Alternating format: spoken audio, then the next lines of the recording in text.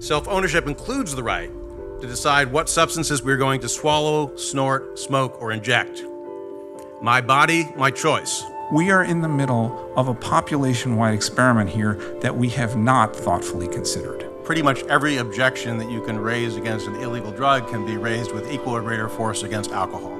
Yet alcohol is legal. This is a crime of risk, and societies have the right and the duty to try to mitigate those crimes. By what principle of justice do you lock someone in a cage for doing something that violates no one's rights? As a society, we have a right and a duty to protect people around people making terrible decisions. Now for the main event, arguing for the affirmative, Jacob Sullum. Jacob, please come to the stage.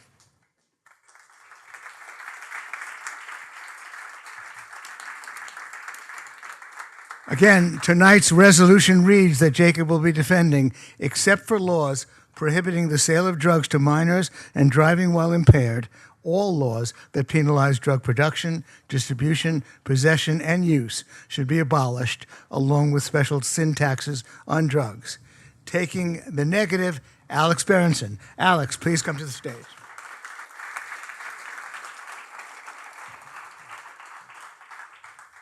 Jane, please close the voting. Thanks.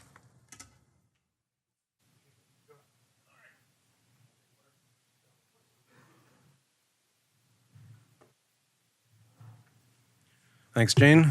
I know at some point I'm going to spill this water. I can see that coming. It's a bit tilted. All right. We'll see. A few years ago, police in Habersham County, Georgia, broke into a home in the middle of the night. They were looking for a man who had allegedly sold methamphetamine to a confidential informant a few hours before. The drug dealer was not there, but his uncle, aunt, and 4 cousins, ranging in age from 1 to 7, were sleeping in the converted garage, having moved there after their house in Wisconsin burned down. As police stormed into the room, one of them tossed a flashbang grenade, a blinding, deafening explosive device that is supposed to distract and disorient suspects so they are less likely to resist. The grenade landed the youngest child's crib, where it exploded in his face and nearly killed him, causing severe burns and a deep chest wound. The toddler spent several weeks in a medically induced coma, followed by multiple surgeries aimed at reconstructing his face and repairing the damage to his chest. Now, several factors contributed to this horrifying incident, including a questionable search warrant and reckless military-style tactics that never should have been deployed against a home where innocent adults and children were living. But the underlying cause was a policy of using violence in situations where violence is not morally justified. The event that precipitated this disastrous raid was a peaceful, voluntary exchange between 2 adults. One had money, the other one had a psychoactive substance that legislators had arbitrarily decided to ban. Such bans legalize police conduct that would otherwise be universally recognized as felonious, including breaking and entering, burglary, robbery, grand theft, kidnapping, assault, manslaughter, and murder. The rationale for legalizing those crimes is that force is necessary to prevent people from using drugs that might otherwise cause problems for them. But that rationale violates the classical liberal principle that people are sovereign over their own bodies and minds. According to that principle, we have a right to control our own bodies as long as we respect the corresponding rights of other people. Self-ownership includes the right to decide what substances we're going to swallow, snort, smoke, or inject. My body, my choice. When politicians violate that principle, bad things happen, starting with the violence that is necessary to enforce their pharmacological prejudices. Sometimes the scale of that violence makes it impossible to ignore. The anti-drug crackdown in the Philippines, for example, has killed more than 12,000 people since the current president took office in 2016. But even in our own country, police periodically kill people in the course of enforcing our drug laws. Several years ago in New Orleans, police broke into a marijuana dealer's home and shot him dead. The officer who fired the lethal shot said he thought that the unarmed dealer was threatening him with a gun. Just this last January in Houston, police broke into the home of a middle-aged couple without warning and immediately used a shotgun to kill their dog, which set off an exchange of gunfire in which both of the homeowners were killed. And the warrant for this raid claimed that the couple was selling heroin, but police didn't discover any evidence of drug dealing, and in fact, it turned out the warrant had been falsified. Another way in which drug prohibition fosters violence is by creating a black market where there are no peaceful legal ways to resolve disputes, whether between competitors or between buyers and sellers. One good example of that is what were known as crack-related homicides back in the 80s. There was a study that looked at all of the murders that were classified that way, and it found that contrary to the impression you might have gotten from politicians and journalists, these were not murders that were committed by people under the influence of crack. These were almost entirely murders that grew out of black market disputes. That sort of violence combined with violence between the government and drug traffickers figured in the Mexican drug war that is believed to have killed about 60,000 people between 2006 and 2012. The black market that generates violence also generates artificially high profits, since drug traffickers can earn a premium by dealing in contraband. A recent Rand Corporation estimate figured that Americans alone spend about $150 billion a year just on 4 drugs: marijuana, heroin, cocaine, and methamphetamine. The worldwide market is probably worth 3 or 4 times as much. Profits from that business strengthen murderous criminal organizations and foster corruption throughout the law enforcement system. Such corruption is rampant in countries such as Mexico and Honduras, where drug lords can escape capture and break out of prison with help from the same officials who are supposed to be chasing them down and locking them up. But you also hear pretty frequently about drug-related corruption in the United States. I'll just give you a few recent examples. This is just within the past year or so. A DEA agent had a drug trafficker buy a nice $43,000 truck so that the agent could turn around and seize it for his own use. Another case involved the Customs and Border Protection agent who was paid for 10 years to facilitate drug smuggling. He would leave certain gates unlocked. Yet another case involved police officers in Baltimore and Philadelphia who would seize drugs and then turn around and sell them. And then you have a perennial problem of correctional officers who smuggle drugs into prisons. As it did during national alcohol prohibition, that sort of corruption tends to undermine respect for the law. So does the sense that police are arbitrarily targeting a small percentage of lawbreakers, because that's all they can manage to do, for arrest and punishment, especially when enforcement has a racially disproportionate impact. One glaring example of that is the difference between federal penalties for the snorted and smoked forms of cocaine. Up until, starting in 1986 and up until 2010, the mandatory minimum sentences for cocaine powder kicked in at weights 100 times as high as the cutoffs for crack cocaine. As a result, low-level crack dealers who were overwhelmingly black tended to get more severe sentences than higher-level powder dealers who were more likely to be white or Hispanic. And the Fair Sentencing Act of 2010 changed that ratio from 100 to 1 to 18 to 1. So if you do the math, you'll see that's exactly 82% less insane. Also, we saw stark racial disparities when the NYPD cracked down suddenly on cannabis consumers during the Giuliani and Bloomberg administrations. These low-level marijuana possession arrests had averaged less than 2,500 under the 2 mayors that preceded Giuliani. After 1996, they skyrocketed, peaking at more than 50,000 in 2011. And blacks and Latinos that year accounted for 84% of the possession arrests. On its face, this was very puzzling, this surge in pot bust, because New York supposedly had decriminalized marijuana possession back in 1977. But it was still a misdemeanor to possess marijuana that is burning or open to public view. And defense attorneys frequently complained that police would pat down young men, ostensibly looking for weapons, which they almost never found, and then pull out a joint or pull out a bag of weed. Now it's exposed to public view. Now I can arrest you. Another trick was to say, if you have any contraband on you, you probably turn it over to me. It'll work out better for you. It did not work out better, no, because that's now a misdemeanor you can be arrested for. So when you combine that sort of trickery with the routine hassling of young Black and Latino men that prevailed under the stop and frisk program, you can start to see why police are widely viewed as the enemy in neighborhoods they're supposed to be protecting.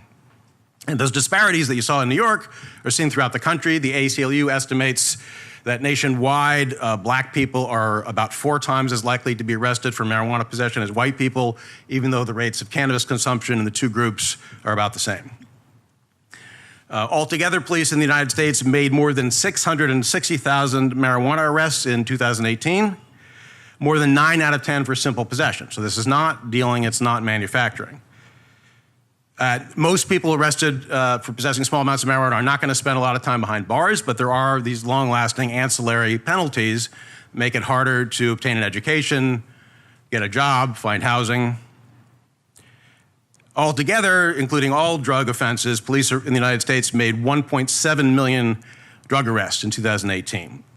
At any given time, there are about 500,000 people who are locked up in jails or prisons for drug offenses.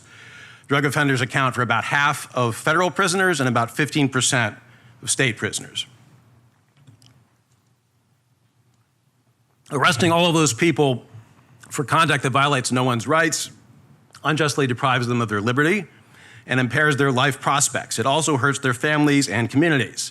And it frequently entails draconian penalties, including sentences of years, decades, and even life for nonviolent offenses. Now, prohibition obviously makes life worse for drug users by exposing them to the risk of violence and the risk of arrest, but you also have the problem that when you're in a black market, you don't know what you're buying. If you buy a bottle of whiskey, you can be pretty confident how much alcohol is in that. Not the same when you buy black market products, you don't really know what's in them. A very dramatic demonstration of that was the crackdown on pain pills, after which opioid-related deaths were on an upward trend that not only continued but accelerated. Why? Because people who had been using opioids that were delivered in legally produced, reliable doses were suddenly using black market products instead, and these are widely variable in terms of purity and potency and unpredictable. More likely that you're going to make fatal errors. Fentanyl has only compounded this problem because it's increased the variability. And this is also a phenomenon that's driven by prohibition because prohibition drives drug traffickers toward more potent substances that are easier to smuggle. You also have the motivation to inject drugs that are artificially expensive, which leads to, and combine that with rules that obstruct access to clean injection equipment. You're now spreading AIDS and hepatitis. You have soft tissue infections as a result of not having sanitary equipment. And one of the really notable things about these burdens is that for the most part, they're falling on people who do not benefit from them. Because the people who are being punished are the ones who are defying prohibition. The people that you imagine you're helping are the ones who are deterred by prohibition from making poor choices that they would otherwise make. And I think that is really morally questionable, even if you believe in paternalism as a rationale for government intervention. Which is not to say that the burdens of prohibition fall exclusively on people who like illegal drugs. The rest of us all pay. I shouldn't say us. Everyone else pays in the form of squandered taxpayer money, diverted law enforcement resources, theft driven by artificially high drug prices, and eroded civil liberties. The war on drugs has been the main reason why the Supreme Court for decades has been whittling away at the Fourth Amendment's ban on unreasonable searches and seizures. Just a few examples. The court has said it's okay to rummage through your trash without a warrant. You can surveil private property from low-flying aircraft without a warrant. You can impose mandatory drug testing on public school students.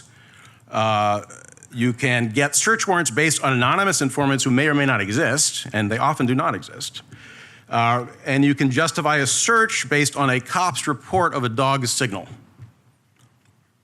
The war on drugs is also the main excuse for the system of legalized theft that's known as civil asset forfeiture, where they can take money or other property, claiming that it is connected in some way to drug offenses. Then the burden is now on the owner to get it back. It often costs more to get back the property than the property is worth. We could avoid these disastrous consequences if the government decided to respect the individual's right to control his own body, including the substances that enter it. The government would still have a role, as it does with alcohol, in enforcing laws against fraud, protecting the public from reckless behavior, such as impaired driving, and defending parents' authority by imposing age restrictions on drug sales. But it would otherwise leave adults free to make their own choices. Thanks. And I did not spill my water. I want credit for that. Alex Berenson for the negative. Alex, take it away. Well, I want to thank Jacob for that. Also, Gene, thanks for having me. Jane, thanks for setting up. I think David already won our debate.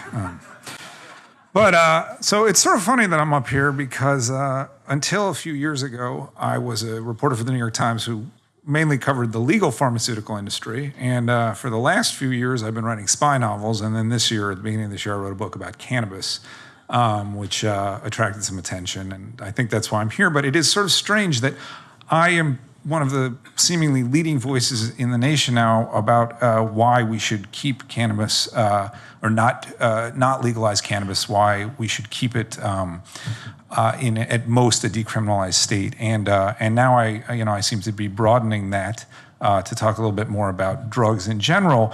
But the reason that is that there are so few people out there who are willing to talk about why drugs should remain illegal. There's a tremendous infrastructure to fight the drug war, but all of those people are fighting tactical battles. They're all trying to, whether they're doctors trying to treat addicts or whether they're law enforcement officers trying to make arrests, it's as if we have forgotten the reason we do this. And there are very, very important reasons to keep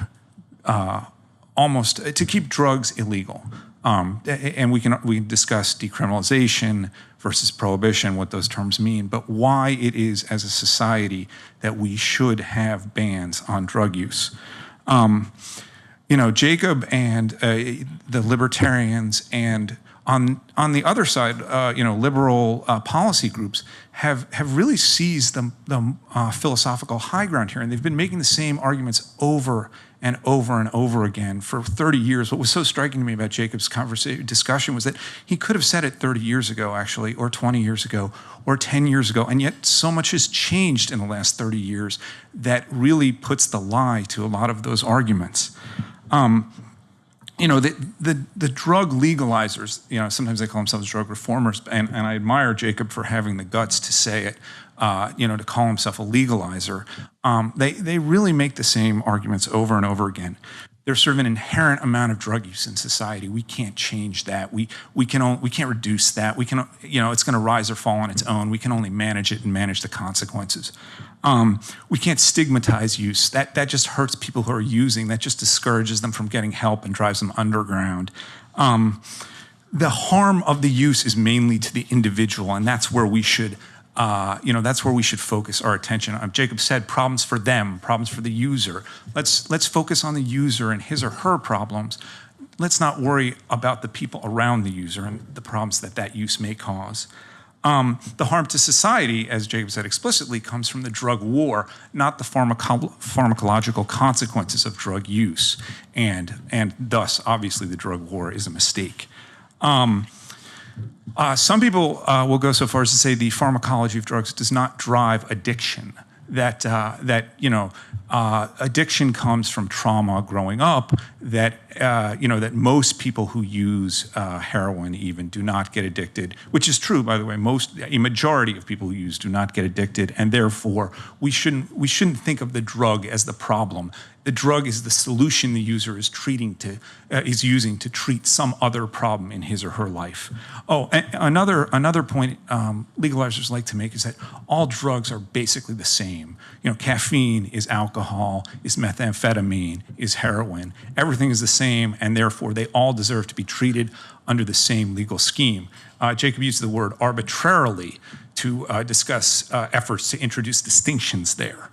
And so the legalizers have made these arguments over and over and over again for 30 years, and they've basically won. They've certainly won in the media. They've won in academia, and there's almost nobody out there who's willing to say, actually, while you've been making these arguments, real life has gone exactly the other way. So let's look at some of the public health changes in the last 30 years. We stigmatized tobacco use. Tobacco kills more people than any other substance, and we decided we didn't like that, and we stigmatized use. And the vaping crisis notwithstanding, we have driven tobacco use way down in the United States and all over the Western world. We stigmatized drinking and driving very successfully, and drinking and driving deaths are down in the United States and all over the Western world. We stigmatized drinking during pregnancy, and fetal alcohol syndrome went down. You can change patterns of use if you tell people. People don't really want to hurt themselves. You can tell them things, truthful things, and they will listen to you, and they will change their behavior on their own. At the same time, we embarked on a giant experiment involving medically prescribed opioids. The amount of medically prescribed opioids in the United States went up about sixfold between 1995 and 2010. And Jacob is wrong when he says that deaths were not soaring in the decade of the aughts, long before we started to try desperately and basically unsuccessfully to discourage this. The United States still has 5 times the amount of opioid prescriptions as it did in the mid-90s. There has been no change in our health that would drive that. That is a result of doctors and drug companies unfortunately making bad decisions. And remember, these are medically prescribed, they're usually insurance paid, and they have led to the worst public health crisis in modern American history. 500,000 people have died from opioid deaths since 2000, and many of those people were taking medically prescribed opioids, not fentanyl, not heroin. These were people who became addicted and couldn't stop and died. And many of them died very quickly. The standardized mortality ratio for somebody who's an opioid addict, a heroin addict, I should say, I'm not entirely sure what the number is if you're an oxy addict, is about 20. That means you're 20 times as likely to die in the course of a year if you're a heroin addict. You're about 5 times as likely to die if you're a cocaine addict. That's not because the drugs are illegal. It's because being addicted to these drugs is dangerous. It's dangerous for you, and it's dangerous for the people around you. So again, if the problem is drugs and not the war on drugs, I don't understand why OxyContin has killed all these people. So the legalizers have a solution to the problems that legalization causes: harm reduction.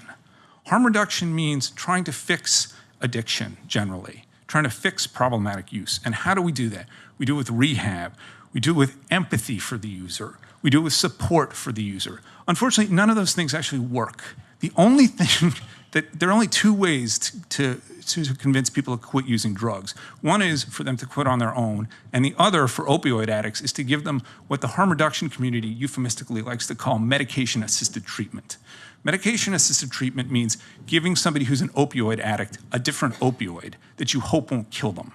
So you give them Suboxone or Bupe, and those drugs are less likely to kill you than heroin or fentanyl. Doesn't make you less of an addict. You still need the drug to function. But that is the only harm reduction strategy that really works, that or quitting. So what the legalizers say is, let's let everybody use, let's not discourage it. It's a moral neutral. It's neither good nor bad, and we're just going to try to pick up the problems that inevitably result from use. Unfortunately, this was true in China in 1850, and it's true in the United States in 2019. It's very simple. The larger the population of people you expose to dangerous drugs, the greater the harm. It's like giving people cars that can drive 200 miles an hour. Okay, no matter what safety measures you put on there, you're going to kill more people than if they're driving at 75. The inherent extra risk cannot be mitigated by harm reduction. It can only be mitigated on the way in by discouraging use. And that's what you have to decide to do as a society. And societies can do this. Jacob tried to argue that adults should be allowed to use. So we ban texting and driving, for example. We ban drinking and driving. You can drive 50 miles drunk or on your phone and be pulled over by a cop 30 feet from your house. Why? Because drinking and driving or texting and driving are crimes of risk. We ban those things not because we know they're going to harm somebody, but because they increase the inherent risk. And it is the same with drug use. That is the correct way to think about drug use. It is a crime of risk. Doesn't mean that everyone is going to be hurt. It doesn't mean that everyone is going to do something terrible to his or her family or to the people around them or commit crimes to finance his or her drug use. It means that this is a crime of risk, and societies have the right and the duty to try to mitigate those crimes.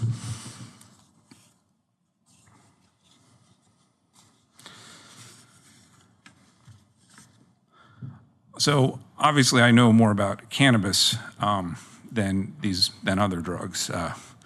And one of the interesting arguments that legalizers like to make about legalization is that somehow prohibition drives up potency, and because dealers want to sell more potent product. And in this, they talk about prohibition. That was certainly true during prohibition. But there's a big difference between alcohol and every other drug, which is that alcohol is dosed by, the gram or the ounce, or, in the case of beer, there are kegs. It's a big, heavy drug. To smuggle a lot of it, actually, it does make sense to give people more potent products. With cannabis/THC and with other drugs, that's not true. These drugs are dosed by the microgram, the milligram, the gram, and the fact is, what drives use and potency and danger is the user demand for more potent drugs. And that is the American experiment with cannabis legalization proves that beyond a doubt. Everybody who was in favor of legalization said, there'll be people who want higher CBD products. We're not going to see a big increase in THC. Exactly the opposite has happened. Basically, dispensaries are selling 25 or 30% THC cannabis, flower cannabis, when 15 years ago the standard was 5 or 6%. And for a lot of users, even that isn't enough. They want near pure semi-synthetic extracts that are basically THC. User demand drives potency more than prohibition. So that is another myth that legalizers say. So what do you do when you have all these problems? You deny them, and you focus on an unfortunate few, and I will say police crimes, because the conduct Jacob described certainly sounds criminal to me. Cases where the drug war has gone too far, where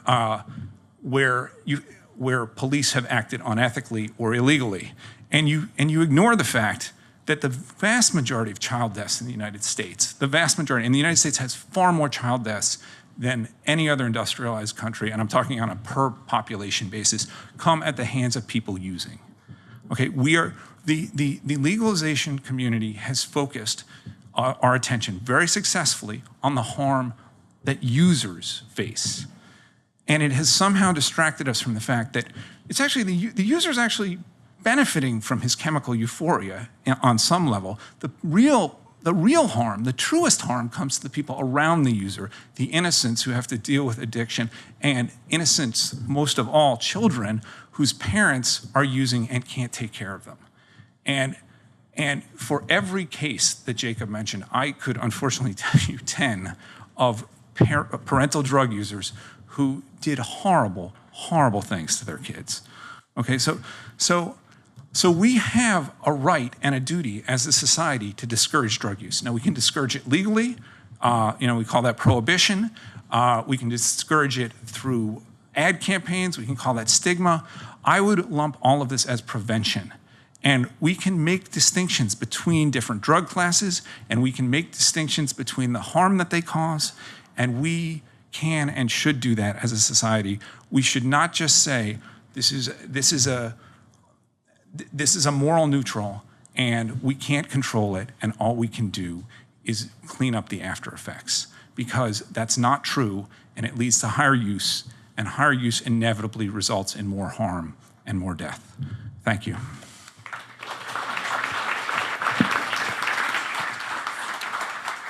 Rebuttal from Jacob. You want to take this podium? Yeah. Sure. Yeah.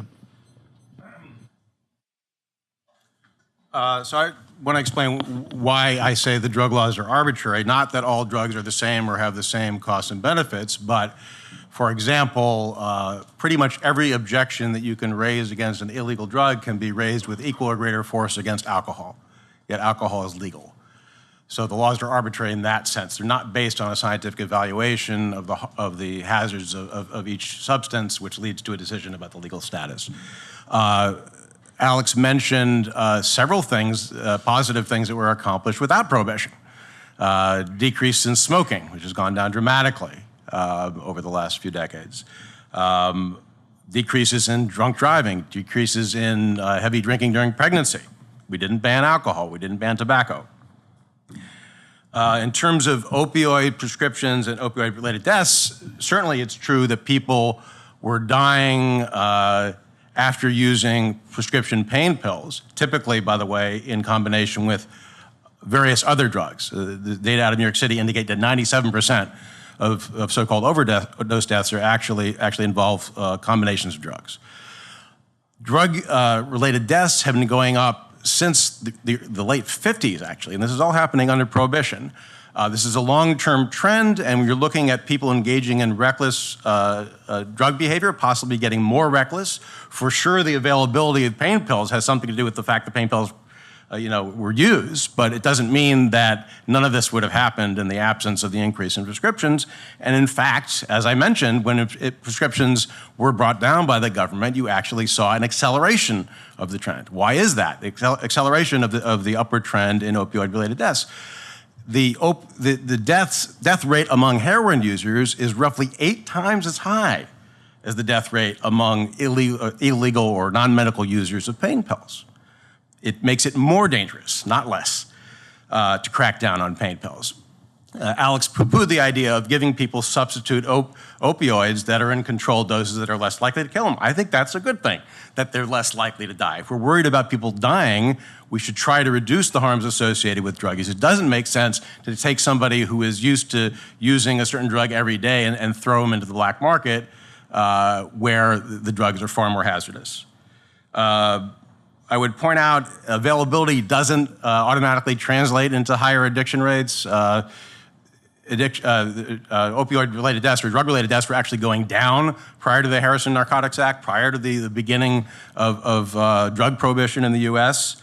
The fact that you legalize something might lead to an increase in use, as we're seeing with marijuana among young adults especially, not, by the way, children, which is interesting. I didn't even expect that. It was counterintuitive. But what we're really interested in is the harm associated with drug use. An increase in use in itself is a benefit. That means more people are getting satisfaction they wouldn't otherwise get. What we're interested in, are they hurting themselves? Are they hurting other people? And is it better in a prohibition situation? I would argue it's not. And the one final thing about the violence, there's violence inherent in the war on drugs. I mean, that's why they call it the war on drugs. So this is not just a few, yes, some of these cops are unethical and especially reckless, it's true. But it is a necessary part of drug prohibition that you use force to enforce it. You create these situations that have all sorts of potential for going wrong, even if every cop is conscientious about doing his job. So you will have people being killed. And if if somebody's not falsely, this guy in New Orleans was actually a marijuana dealer, as far as I know. He wasn't falsely accused. It wasn't a trumped-up case. Had he actually had a gun, that would have been considered a justifiable use of deadly force by the cop, even though, on the face of it, he's defending his own home against armed intruders. So violence is inherent in the war on drugs. You can't eliminate it, even if all cops are conscientious. 5 minutes rebuttal. I would just say, I do agree with medication-assisted treatment. I think it's the only thing that works. I think it's unfortunate that opioids, once you become addicted to them, have such a hold on you, whoever you are, whether or not you have childhood trauma, whether or not you have a family. They are pharmacologically devastating. And they're so devastating that for many people, the only answer is a substitute addiction, which is less dangerous. Why on earth we would want that product to be widely available, that a product that anybody could walk into a store and buy, I have no idea. And so, Jacob didn't really dispute the numbers that I gave you about standardized mortality. Alcohol, aside from people who are heavy users, has no or very limited increase in standardized mortality. We're talking about ratios of 1.1, maybe 1.2. And then as you start to use more, as you become addicted, it becomes an appreciable number. But alcohol is not as dangerous as these other drugs. The reason there's a lot of harm with alcohol is because so many people use alcohol. Okay, if heroin or cocaine use approached anything like alcohol use, if even first-time use approached anything like alcohol use because of the propensity of people to become addicted, we would have a devastated society. Okay, cannabis use right now in the United States is only, in terms of casual use, the number of people who used last year in the United States is about 42 million. Okay, more than 4 times as many people used alcohol. But because people don't realize how addictive cannabis is, the number of daily users of cannabis is almost as high for cannabis as for alcohol. Okay, these drugs do exist on a spectrum, and although cannabis use is although alcohol use is more physically toxic than cannabis use, I think anybody who reads the studies with an open mind is going to realize that cannabis use is extremely neurotoxic.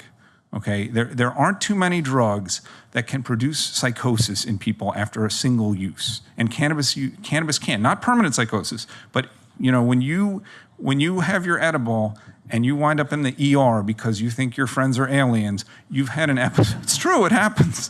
You've had an episode of cannabis-induced psychosis. Okay, and cannabis is less dangerous. It's less dangerous than cocaine. It's less dangerous than heroin. It's less dangerous than the opioids. It's less dangerous than methamphetamine. It's still a dangerous drug. We are in the middle of a population-wide experiment here that we have not thoughtfully considered. Okay, and in terms of alcohol, what we should be trying to do with alcohol, because a lot of people can use it casually, is to discourage the people who are heavy users, and probably you do that with higher taxes on it, and penalizing people who are inebriated in public or who are drinking and driving, who are clearly using in an unhealthy way. We can't ever prohibit alcohol. We tried it, it didn't work. There are far too many casual users. But that doesn't mean that we want other drugs to follow the same route as alcohol. One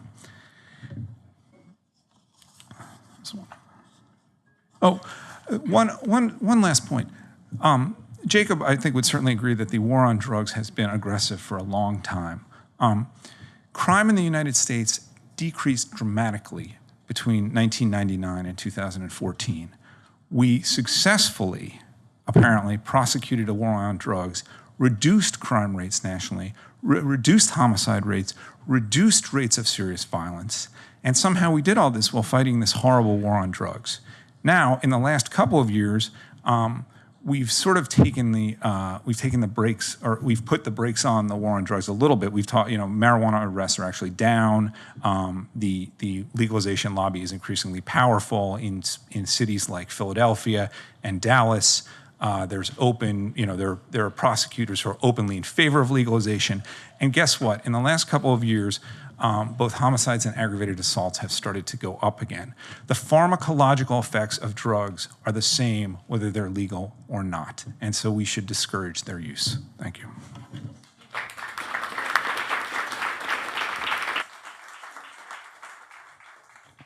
Thanks for a spirited debate between the two of you. We now go to the Q&A section of the evening. People can line up and ask questions. And at any time, the rules are, at any time, you can each ask the other a question. And if you'd like to exercise that prerogative right now, then do so if you'd like to, or we can wait for questions and you can use that prerogative later on. Do I get only one prerogative? You get as many as you want. Oh, all right, then may I? But I can strike your question. No, no. Okay, yes. You must pick up the microphone. That's the rule here. Okay. Jacob, who do you think should pay for the treatment for addicts? Are you willing to kick in? You know, is that a serious question? No, Yeah. that's not serious. I mean, I think it's analogous to the question of who pays for addiction to whether drugs are legal or illegal. Who pays for alcohol addiction? It's the same analysis. I mean, libertarians are more skeptical of forcing people to pick up the tab for that sort of thing than you are, obviously. But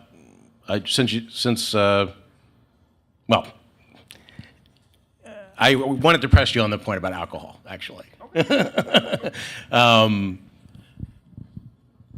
So you said alcohol is not as dangerous as these other drugs.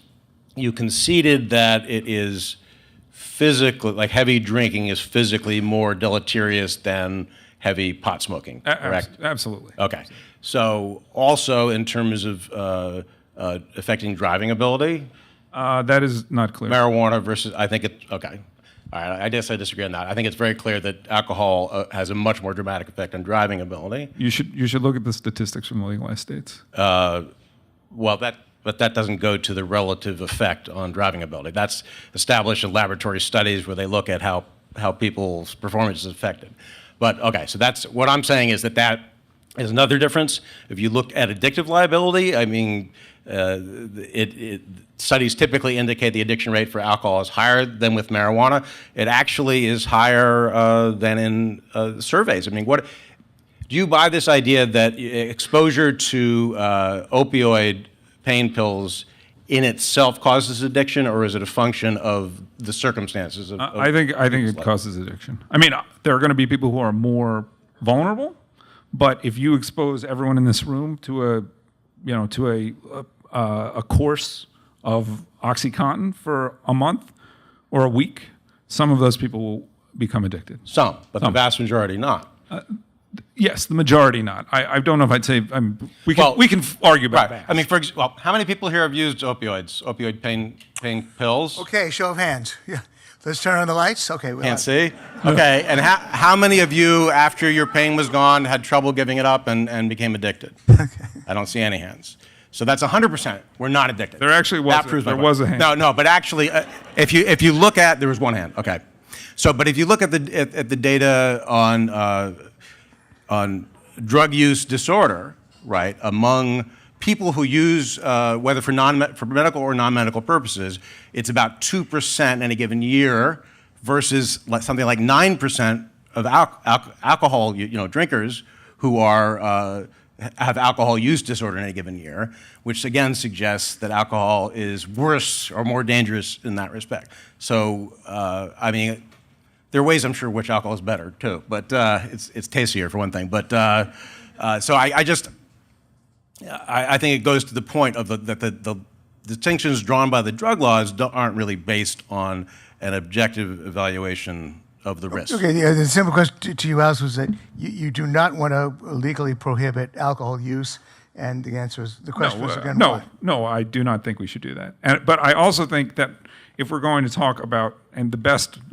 way to look at this is propensity to become addicted after exposure, which is certainly higher for both heroin and cocaine than for alcohol and marijuana. No, it's not true. It is true. Right, it is about 1 in 6 for anybody who drinks, and it's about 1 in 3 for heroin. One study here, I'm sure you have others, but this is based on data from the National Comorbidities Survey.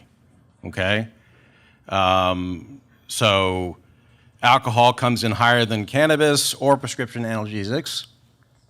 It comes in higher than amphetamines. It is slightly lower than cocaine. Did you say cocaine? Yeah, cocaine and heroin are both and more addictive. The biggest one, you know what the biggest one is, though? The highest rate of addiction, tobacco. Oh, yeah, of course. Okay.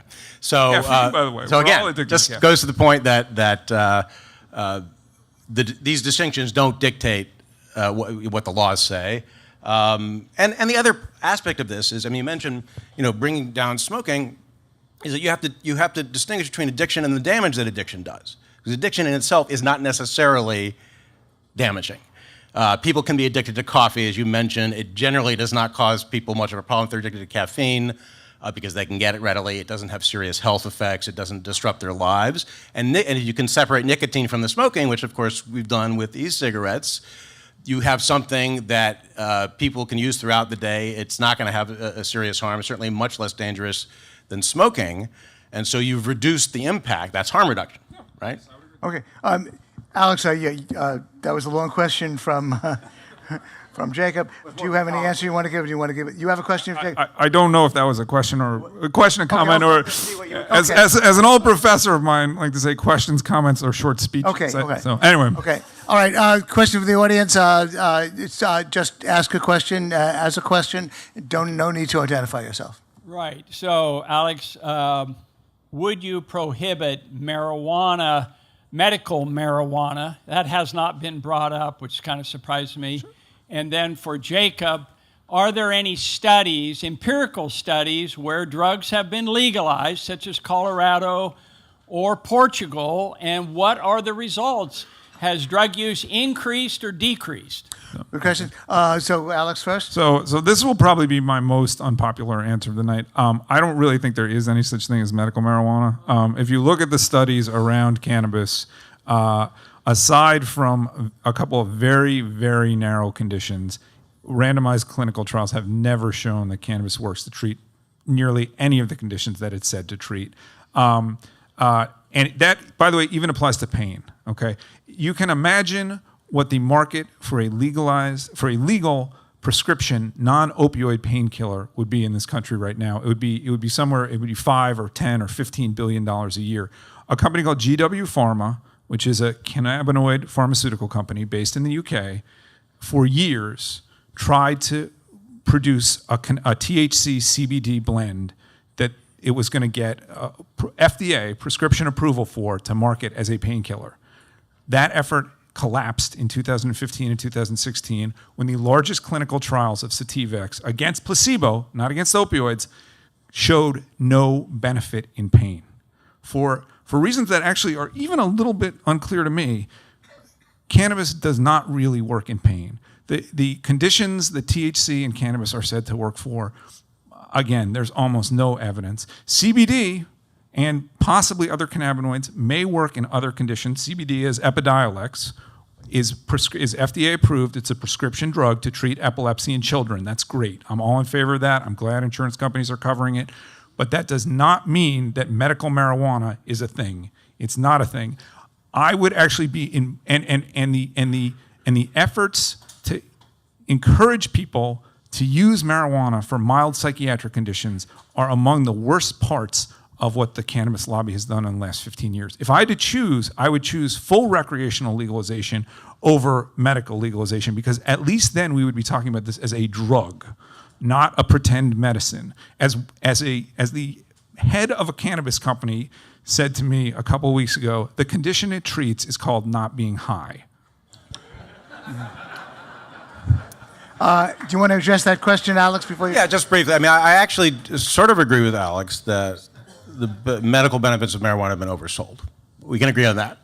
I am a little bit more impressed by the evidence. I mean, the FDA has approved THC to treat nausea and restore appetite, and that initially for cancer chemotherapy, and then later for AIDS wasting syndrome. So there's good evidence on that point. When the National Academy has looked at this, they found substantial evidence for a few indications. You're right, it's not nearly as many as some states. Skip that no to harmony and then go on to the question that Mark Skousen put to you about the record of legalization in other countries. Well, I mean, Portugal didn't really legalize, but they aggressively decriminalized such that use was no longer an offense. And they have suasion committees. They, instead of arresting people and putting them in jail, they have treatment available. They seem to have had some success. Overdose deaths went down. Transmission of communicable diseases, I believe, went down. There hasn't been any obvious increase in social disruption, but that is by no means legalization. I mean, just to be clear, it's a form of harm reduction, and I think as far as it goes, it's been pretty successful. In terms of Colorado or other states, As I mentioned, you see increases in use by adults, which I take to be mostly a benefit. I'm sure Alex disagrees, but to the extent that it's not causing obvious problems, it's a benefit. I mean, people are getting satisfaction they wouldn't otherwise get. I am pleasantly surprised to see that underage use did not go up. I was not one of those people who was saying there's no way that's going to happen, because what happens when you legalize is that, on the one hand, it's true if you displace the black market, the people in the black market are not checking IDs, and they are serious about checking IDs in the state licensed businesses. But of course, you have leakage from the legal market. So if you have an older brother who's 21 or older, he may get pot for you. You may swipe it from your parents, in the same way that alcohol leaks from the adult market. So that was perfectly plausible to me that would happen.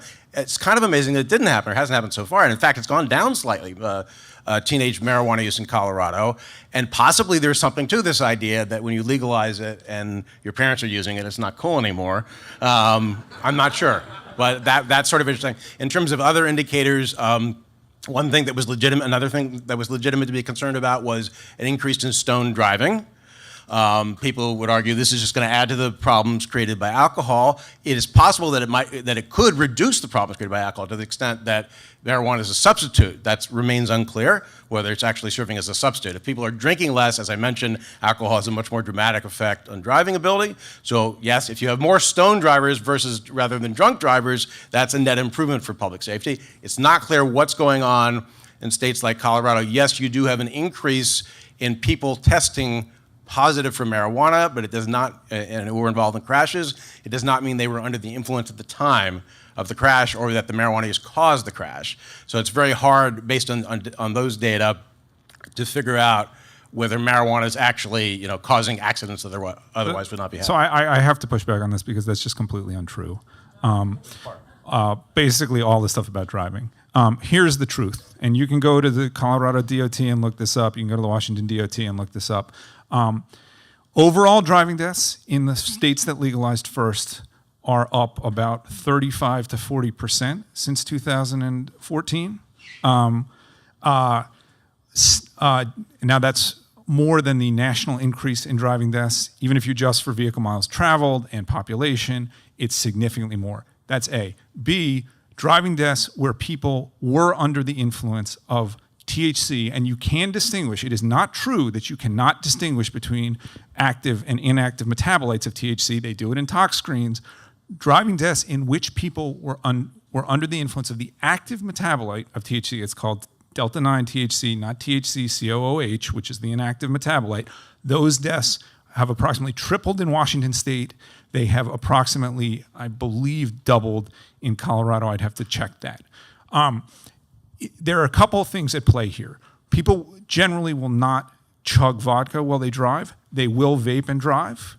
And some people who vape pass out when they vape. And that is obviously dangerous when you're at speed on a highway. It is also not true that the lab studies show that stoned driving is safer than drunk driving. And nor does the data from the CDOT and the Washington DOT.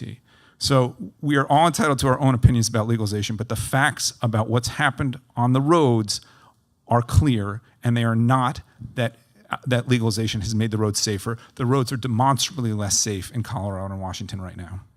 All right, so I question this equation of testing positive for THC is not the same as being impaired. People can test positive at the cutoff which is used in Washington or in Colorado for presumptive level of impairment. It's not the same as impairment.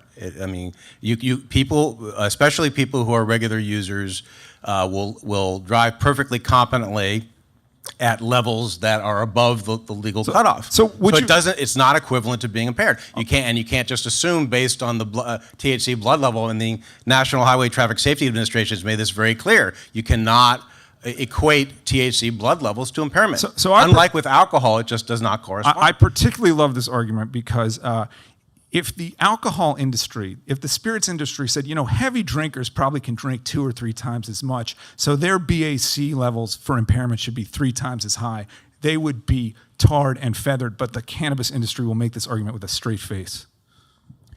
Well, it's a question of whether people are actually impaired or not, and I actually think that argument has some merit. That, in other words, the alcoholics who are going to be the best drivers under the influence. It's true. It's not how we do things. It's true. They should probably get some dispensation. I admire you for being willing to go there. But I have to, again, I'm going to differ with you. I mean, I wrote a very long, feature story about marijuana impaired driving, and I looked very closely at the research about the effects marijuana has versus alcohol. I interviewed a bunch of experts. They all agree. Now, many of them are concerned about stoned driving, no question, but they all agree that alcohol has a far more dramatic effect on driving. I think that's very well established, but we'll leave it at that. Next question. Hi. I have a son who was arrested 7 years ago for growing marijuana in a Kansas field. He was sentenced to 3 years in the penitentiary of Leavenworth. Now he can't vote. Now he can't do all of those things for growing marijuana. Do you think that that's an equitable punishment for that crime? Jacob, why don't you say first? I do not. And I was going. Okay, there actually are people. There aren't a lot, but there are people serving life sentences for growing marijuana to serve the recreational market, which is now a legal business in 10 states. So it's kind of astonishing. Alex. It's hard for me to answer without knowing, was he growing one plant? Was he growing 100 plants, 1,000 plants? Was he a How many plants? Okay, over 500 plants. So your son was not growing for personal use. He was a drug dealer, or a drug trafficker, really.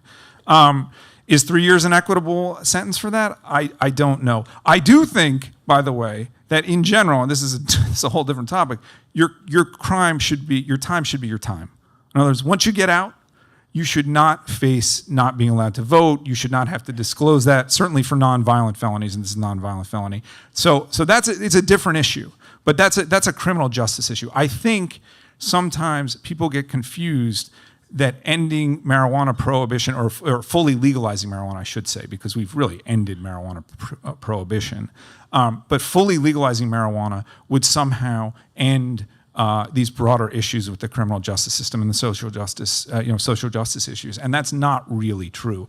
There's a tiny number of people who are serving long prison sentences, or really in prison at all for marijuana. I believe the number in Pennsylvania, which has about, I think, 10 million people and has 48,000 prisoners in state penitentiaries, is about 80.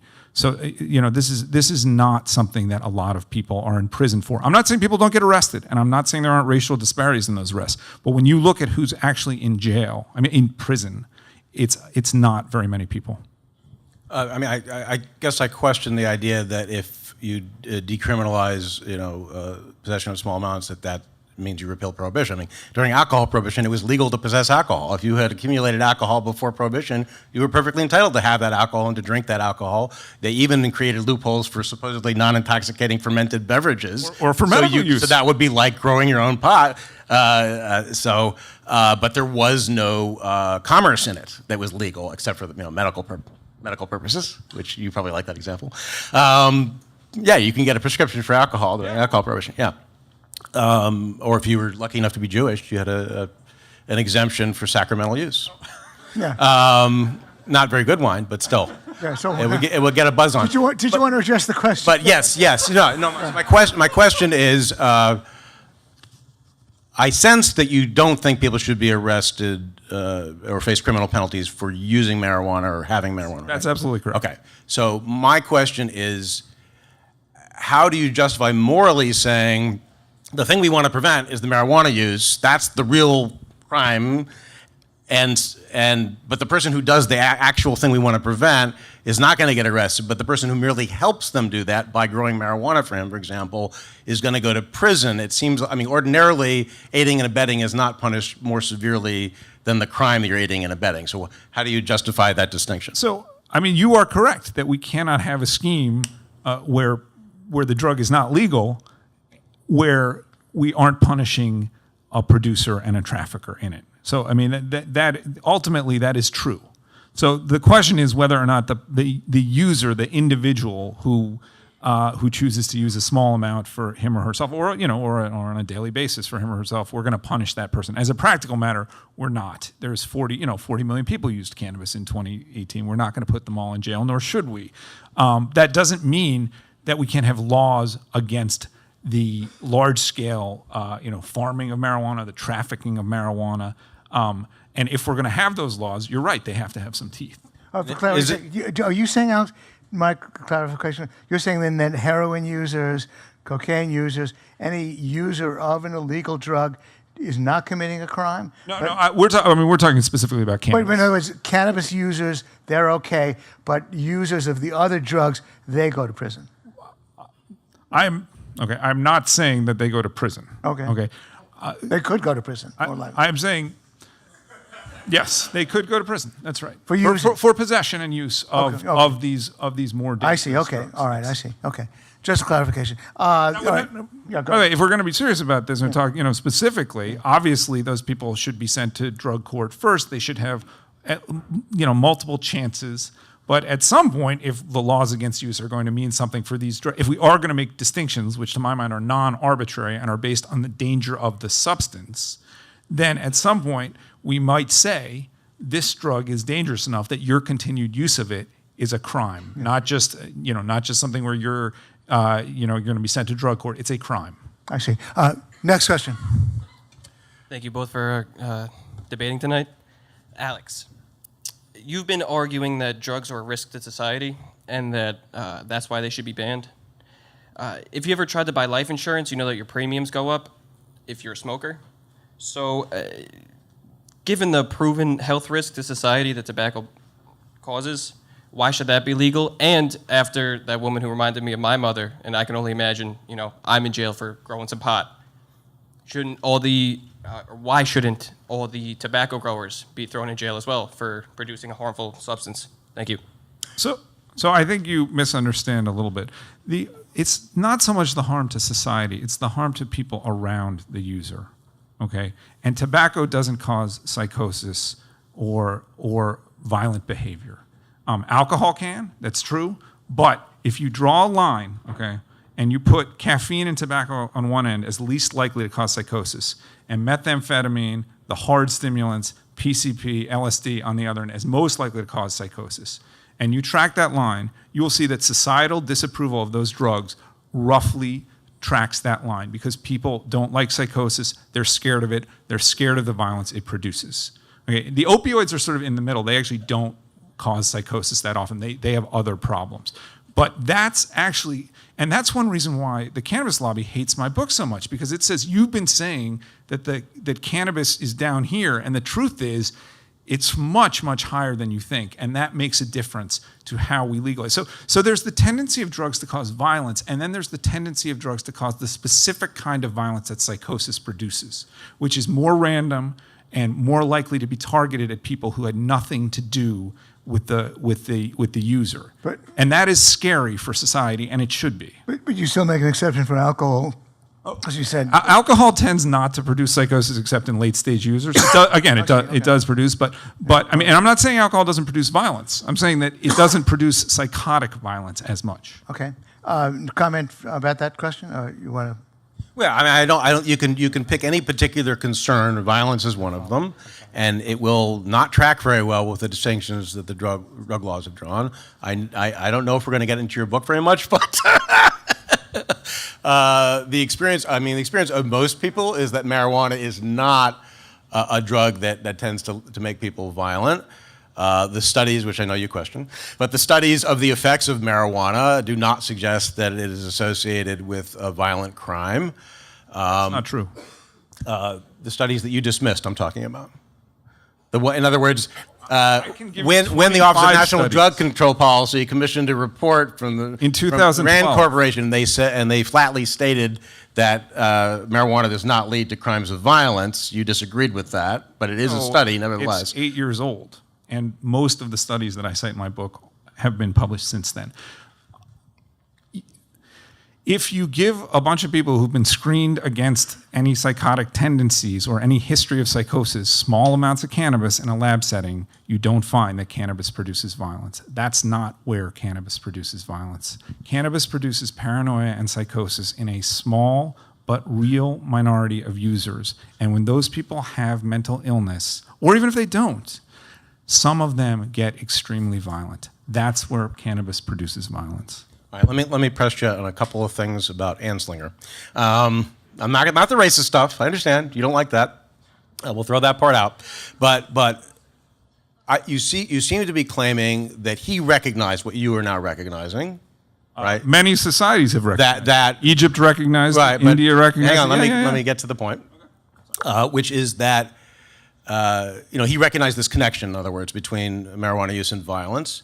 But at the same time, you say that law enforcement officials typically do not report this, or haven't until recently, and the reason is that you had to wait till marijuana got really potent for this to become obvious. So my question is, how was it that Anslinger back in the 20s and 30s was observing this thing that requires potent marijuana when the marijuana was not very potent? No. I mean, there's been a connection between cannabis and violence that societies have recognized. People in India recognized it in the 1890s. Egypt recognized it. By the way, the notion that Harry Anslinger is responsible for worldwide cannabis prohibition is nonsense. The Egyptian government in 1925 was the government that pushed for prohibition of cannabis because it had experience with hashish-fueled violence. So cannabis, even weaker cannabis, can produce violence if you consume enough of it, or if you happen to be somebody who, unfortunately, has a tendency to paranoia and psychosis that the drug brings out. What Anslinger did, what he was a genius about doing, was talking up this and finding ultra cases, just as you found some very good cases about why the war on drugs is a mistake. He was a propagandist. He was not a scientist, but he happened to be right about the science. All right, so just along those lines, since the early 90s or so, marijuana use has gone up substantially. Potency has gone up substantially. Yes. Yet crime violent crime yes. has fallen in half. Absolutely, crime is multifactorial. Yes, but wouldn't you expect a different result if wider use of marijuana leads to more violent crime? No. Okay. Crime is multifactorial. Alrighty. Next question. Boy, I really want to go watch Reefer Madness right now. I feel like you'd like it, Alex, if you haven't seen it. I have. My question is for you. Who's you? Who's for Alex? Okay. About enforcement of the drug war. So in 1933, during the prohibition on alcohol, the government tried to crack down on industrial alcohol sold to manufacturing companies, by putting methyl alcohol in grain alcohol, rendering it lethal. Subsequently, 10,000 people died. Is this justified? I'd never heard that before. No, it's not justified. No, I mean, that was what happened. Is that true? Yeah, industrial alcohol was allowed for industrial purposes, but they deliberately poisoned it so that it wouldn't be diverted, but it was in fact diverted, and the bootleggers didn't always remove all of the methanol, and that's for real. But this may not be your perspective, but people today, prohibitionists, some of them, seriously will make the argument that you don't want drug use to be safer, you don't want to reduce harm, you want to maximize harm, the better to deter people from using drugs. And so, for example, the governor of New Hampshire vetoed a bill to make naloxone more widely available because he said we don't want it to be widely available. We don't want to give people the reassurance that if they overdose, they might be saved. We want them to think that they're more. So moral hazard is a real problem, but I think you have to allow naloxone, right? All right. question. Both those things can be true. We agree on that. Right. Next question. Okay, also for Alex. So you made the argument that drugs are bad, we should discourage drugs, and then all of a sudden, at the end, it jumps in like the whole government should fight the drug war to prohibit them. And it's that last bit that I'd like to understand better. There's crimes of risk. You had this idea, crime of risk. Yes. My question is, what is your limiting principle? Meaning, Bloomberg wanted to ban sugary drinks. If I want to do something and I say I don't believe in climate change, and you say you think I'm threatening the existence of the world, do I go to jail? Like, what's your limiting principle for crimes of risk? So I think you can look at reasonable measures of the effects on the user and the people around him or her. Sugary drinks are not going to make you hurt your family, okay? And they're probably only marginally going to change your standardized mortality ratio. So you can draw non-arbitrary distinctions here. Now, alcohol, it's interesting because alcohol in some ways is like the big, it's always the big legalizer argument because alcohol does have risk. It has significant risk. But I think legalizers of other drugs tend to overstate the risk of alcohol. Not that alcohol doesn't have risk, but remember, 165 million Americans used last year. So So we can draw reasonable distinctions. Comment about the question? Or? Yeah, I mean, I think it's problematic to say crime of risk, because what you mean is that some of the people who do this, who engage in this behavior, are going to end up hurting other people. Is there no way to distinguish? Do we have to penalize everyone because some minority is going to behave irresponsibly? Final question. Yeah, of the evening. Go ahead. Okay, neither of you addressed the carceral state in your opening arguments specifically or in depth beyond police violence, or in your rebuttals. And I would like to know how you weigh the social, moral, and economic implications against both of your arguments for the drug war's influence in mass incarceration. And I guess as a follow-on question, Alex, why do you hate fun?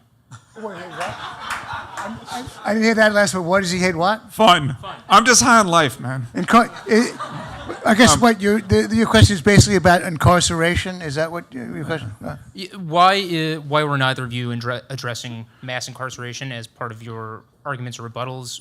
What are your thoughts on like the social, moral, and economic costs thereof? Mass incarceration. Sure. Let Jacob go. Yeah, I mean, I think I did talk about incarceration and why it's unjust for crimes that violate no one's rights. So the proper penalty for growing marijuana is zero. 0 time is the proper penalty. And so none of those people should be in prison. I would note that anti-prohibitionists or legalizers tend to exaggerate the role of the war on drugs in filling prisons. As I mentioned the figures, the current figures are about 15% of state prisoners and about half of federal prisoners are there for drug crimes. If you released every single one of them, we would still have way too many people locked up in this country. How many people altogether, approximately? You said half of something? The absolute number? The total is... You said half of the federal prisoners. How many?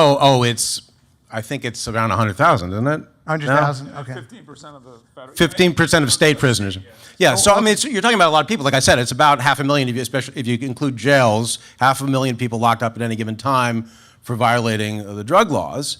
But you still have a huge number of people who are there for various other kinds of offenses. And if you're serious about attacking mass incarceration, you not only have to say, well, this wasn't so bad a crime or this wasn't so violent a crime, but talk about what's an appropriate penalty for violent crimes. And, the U.S. has this attitude that, 30, 40, 50 years, the rest of your life, that's the right penalty. And it doesn't necessarily, it's not necessarily just, it doesn't necessarily make sense in terms of a public safety payoff. If you look at what happens to people after they've been locked up for years, they become much less likely to recidivate at a certain point. And to keep old men, locked up for the rest of their lives, even if they did commit what you and I would recognize as genuine predatory crimes, it doesn't make sense. But if you're serious about tackling mass incarceration, you have to go beyond the war on drugs and talk about the punishments that we mete out for predatory crimes. Comment, Alex? Yeah. That's all true. The average sentence for a murder in the United States is 20 years, and people tend to serve about 2/3. So if you kill somebody and you're convicted, you'll probably do 13 or 14 years. Ag assaults, which are serious assaults, you do 2 to 3 years. You guys have encouraged each other to digress about the law. But I would just say this. So Jacob is right. As to whether or not the United States has a mass violence problem, and I'm not talking about mass shootings. Obviously, that's a problem too. But we have 17,000 murders a year. We have 800,000 aggravated assaults a year. We have a lot of people in jail because a lot of people commit crimes, unfortunately, in this country. And that's a bigger issue than one that the criminal justice system alone can solve. I personally don't, when I look at the sentences, think they're hugely overstated. But I know that's an unpopular position these days too. But I do admire Jacob for telling the truth about who's in. Okay, on that note of admiration, I guess we're done, right? Yes, okay. So the Q&A part of the evening is over. Jacob gets a 5-minute summary, followed by Alex. Take it away, Jacob.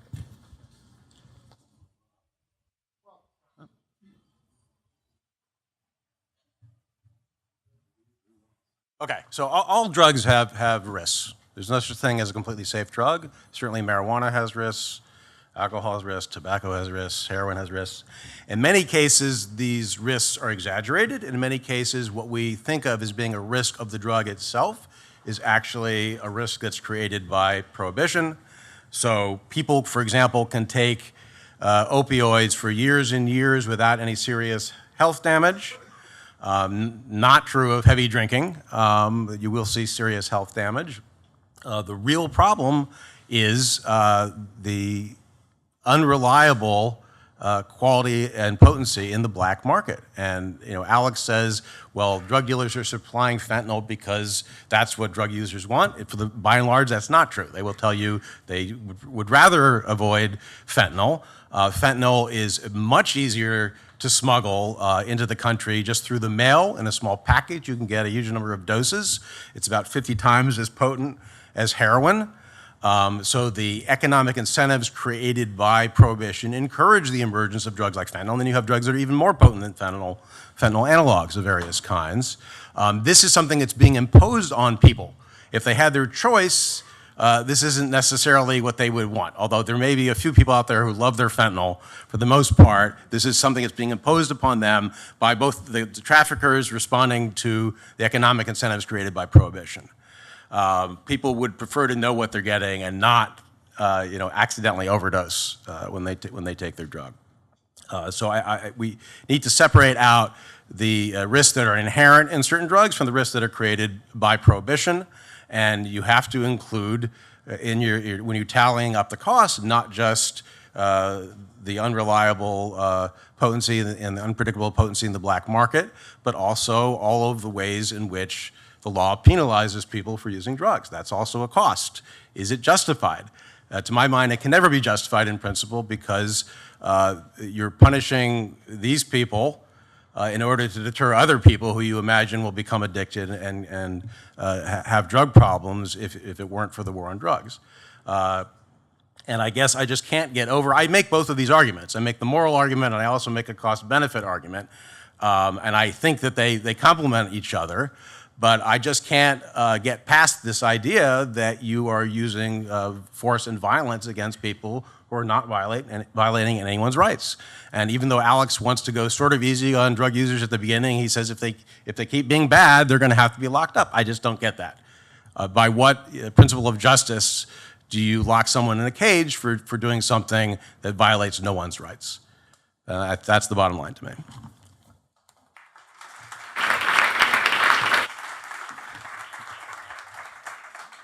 So the pharmacological effects of drugs are completely independent from whether or not they're legal or illegal. That's the thing to remember about all of this. And so the question is whether or not introducing a large group of people to drugs like heroin or cocaine or super potent cannabis is likely to lead to negative societal outcomes overall. And we've already, first of all, we know that introducing a large number of people to alcohol, some of those people get eaten, they get swallowed up, and that turns out to be true with cannabis too. I can't really even imagine what it would be like if people could walk into a store and buy heroin or cocaine. The risks, or methamphetamine, and what society would look like, because again. The drug legalization community, the drug reform community, has successfully made this about the user when it should be about everyone around the user, because those are the people who suffer the consequences and don't even get the high. And most of the time, those people are completely innocent. And so, as a society, we have a right and a duty to protect people around people making terrible decisions. And we can try to protect people from making bad decisions themselves. Obviously there's going to be some people out there who use cannabis, who use alcohol, who use tobacco, who use hard drugs, or I shouldn't say hard because, who use heroin, who use cocaine. But we can try to minimize and discourage use, or we can have a society where the producers of those drugs are allowed to advertise them on television and have stores and compete to have the lowest products possible, and that will lead to untold damage, again, not just to the user, but to the people around him or her. And that's what we should be thinking about, and that's why we have the right to prohibit these substances, or to try to prevent their use is really a better word, because we can't prohibit them. They exist, and some people are going to use them, but we can be encouraging in their use, we can be morally neutral and societally neutral on their use, or we can actively discourage their use, and we should actively discourage their use. Thank you all.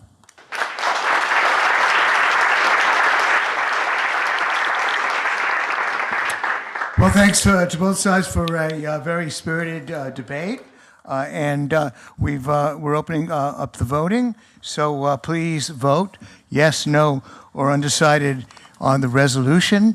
While you're doing that, I want to announce again that the next debate will be Tuesday, November 5th. Richard Wolff, who has been called the leading socialist economist of the country by Cornel West, who's been called by the New York Times probably America's most prominent Marxist economist, will be defending the resolution, socialism is preferable to capitalism as an economic system that promotes freedom, equality, and prosperity. Taking the negative will be me. This debate is going to be held not here, so please, we don't want any stragglers walking mistakenly here on November 5th. It will be held at NYU's Kimmel Center at 60 Washington Square South. That's only about 8 blocks from here. On the 6th floor, we're going to have our volunteers directing you to the 6th floor. The hall is twice as large as this one. We want a lot of socialist butts in the seats for that particular debate. We hope more socialists than libertarians or free market people will be there. We're going to do a major promotion with the Jacobins, with the NYU students, and with the New School students, because Richard Wolff is indeed an emeritus professor at the New School. And so, and then of course we will, as we had in the last socialism debate, have Dave Smith up there, hopefully not as he did in the past, alienating too many members of the audience with some of his jokes. So it could be quite a rollicking evening, and I promise to be totally polite to Richard Wolff. He's actually got 2 or 3 years on me. I regard him as sort of my alter ego. We both sort of learn from the same people. As I've revealed, my mommy was a commie. I learned socialism even before Richard Wolff did. So it will be a very spirited exchange about all aspects of socialism, prosperity, freedom, and equality, and I hope you can be there. November 5th, again, Kimmel Center at NYU. And how are you doing, Jane? We need a little bit more time. Yes? Charge the socialists, or do they get to go for free? Well, the socialists are going to get a huge discount. I don't know, whether or not I won the debate, and I just hope that if you're interested, I have books. Oh, yeah. So. Forgive me, Alex. Wow. Did I let down, come down on the job? Sorry. Alex wrote a book about marijuana. It's sold well. Alex, by the way, of course, has written a lot of books that have sold really well. A very accomplished writer, and no matter what you think of his opinions, an engaging writer. And I'm just trying to speak to the libertarians out there, Alex, on your behalf. Mystery writer, and lead writer for the New York Times. And so he'll be doing book signing and sales. What's the price, Alex? You can get it for the low price of $20. Yeah, the list is $26, and if I sign it, it's $19. Okay. Just give him a $20 bill, one of these, and that's very efficient to buy the book. And that's, of course, what I recommend to everybody. Just take $20 bills. It's too complicated to deal in plastic or Bitcoin, for that matter. So that's great, Alex, and thank you very much for saying that. I really apologize for forgetting that in all of the confusion about this $20 bill. So where do we stand? Is absolute what? I'm sorry. What did she just say? Okay. Okay. The results are here. Okay. All right. Yeah. Okay. Now I have to dangle the Tootsie Roll in front of. Go on. Okay. Here's the Tootsie Rolls.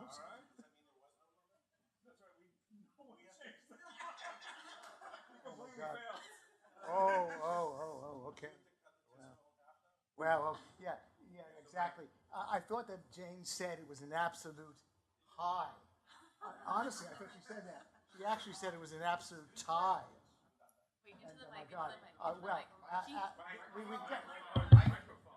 Oh, sorry. Thank you. Oh, God, okay.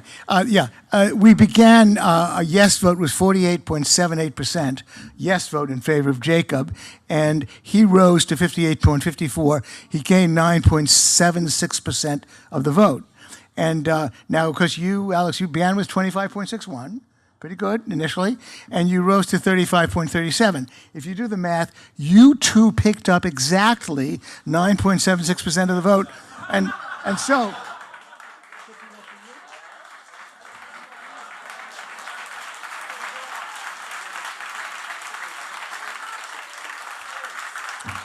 This is the first. They both got a Tootsie Roll. Well, congratulations to you both.